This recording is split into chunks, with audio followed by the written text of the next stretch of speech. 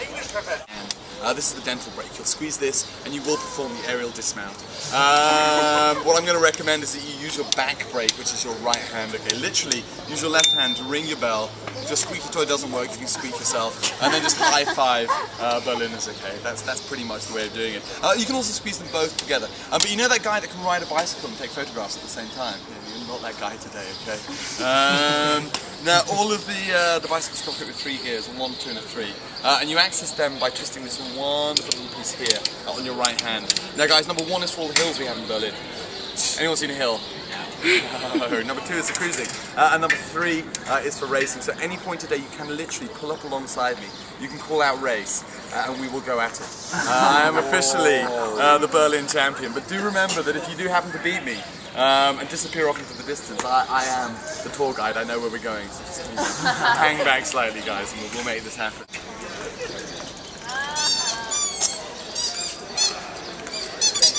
City. Does anybody here know roughly speaking how many people live in Berlin? 3.5 million. About 3.46 million people. Now guys, that's not big in kind of American terms, but nonetheless in European terms that's big. Now what that means is that if at any point today you suddenly look down and you are not surrounded by your 13 best friends on matching bicycles, this means that you are lost. Now guys, the first thing you do is you stop exactly where you are. Okay, at that point you can assume the fetal position like this. Better still is to actually activate your squeaky beacon, okay? This is a sound that I can hear from miles away. I will come running, the wind will be blowing through my hair. I'll pick you up, give you a little hug, get you back on the bicycle and bring you back in to join the group. Alexanderplatz. This, if you like, was the former beating heart of East Berlin. Now guys, today we're going to be talking about a lot of things kind of connected to East Berlin.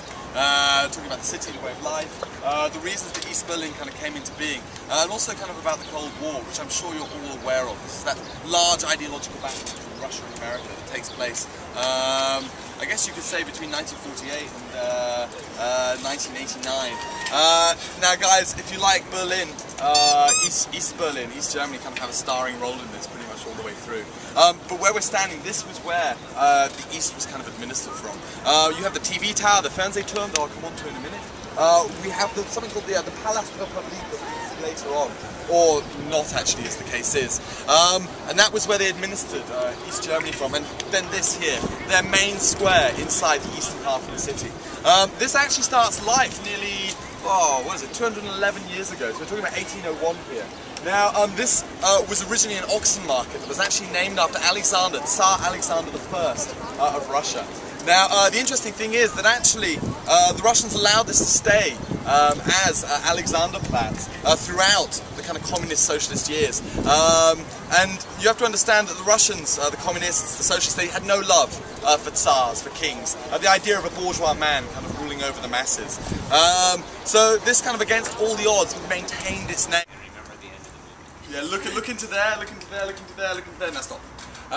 Sorry. So guys, this, as I've already mentioned, the large kind of triumphal street. What you do get a good look at is the flats. Now today in Berlin, these are very, very highly sought after. They are really lovely. They're very, very spacious inside. They're very warm in the winter, very, very cool in the summer. And as a consequence, yeah, people are literally kind of clawing each other's eyes out, throwing elbows, trying to get inside here. In the direct aftermath of the wall coming down in 1989, nearly 1.5 million East Berliners left Berlin and went to live in the western half of the country. Meaning that what you actually had was a lot of very, very cheap rent. And rent in Berlin is still relatively cheap for a capital city, but nonetheless, right here, yeah, you're going to pay a bit more than everywhere else. Now, have you all heard of the Workers' Revolt of 1953? Possibly, maybe, probably not. Okay, I'm going to quickly touch on it because it is very, very important, I think, in understanding the Stasi. Guys, in 1953, what you actually had was the realization that the East German economy was beginning to stagnate. You had nearly 9% of East Germany's economy being sent, or its GDP being sent directly to Russia in reparations. You had a further 11% being spent on military hardware. So that's 20% of the East German GDP going directly into the Russian pocket. Now, the economy begins to stagnate, and the East German government comes up with an idea. They think, what we need is everybody to work 10% harder. Hey. so they raise the work quota. Now, this wasn't very popular, but it also then coincides with the second wave of Sovietization kind of coming into play. This is the larger farms, the larger businesses being taken in to state-controlled monopoly, if you will. Now, at that point, people begin to agitate. And then spontaneously, on the 70s, I say spontaneously because actually the British and the Americans were broadcasting into the East, trying to foment dissent of any kind they could. But spontaneously, on the 17th of June 1953, 20,000 workers rose up here in Berlin. Now, the party wasn't expecting it, the Communist Party, they didn't know how to deal with this, and actually they sent kind of party representatives out on the street to remonstrate with these demonstrators. Now, initially they were literally calling for the withdrawal of the 10% kind of hike in productivity. You've got to understand that people didn't enjoy working longer for less. So, the kind of demands very, very quickly turned from literally being about this to actually an all-out, full-scale withdrawal of the communist socialist kind of system that was being built here. Now, right up till 1953, East Berlin and East Germany was beginning to slowly kind of enjoy more and more, if you will, liberties under kind of Russian the Russian watchful eye. Now, as these workers then marched on the government building here, stormed their way in, and literally forcefully said, "We want you to withdraw the communist system." The Communist Party here then kind of panicked. They very, very quickly called in the Russians and said, you know, help. The Russians sent in 20,000 soldiers who literally marched and then put down this uprising violently, very, very quickly. Now, there weren't a huge number of deaths. A little over 100 people were killed in the fighting here on the streets, and then about 70 kind of supposed leaders, inverted commas, were then executed over the coming weeks. But what it did was it very, very quickly showed Russia that if it wanted to maintain East Berlin as a satellite kind of state, it needed to rule it with a proxy government. Now, it's also interesting that at this point, the Stasi, the Staatssicherheit, they were a fledgling kind of secret police operation led by Walter Ulbricht. At this point, he pushes himself forward, takes control of East Germany, and that's when the Stasi begins to grow, begins to become this absolute beast of a thing that then goes on to kind of dominate the lives of East Germans. Now, guys, what we're going to do is jump onto the bikes, and we're going to follow the pink pipes down. You have to try and guess what I'm drawing. And remember that we are all friends here, so there's no such thing as a wrong guess. What do you think?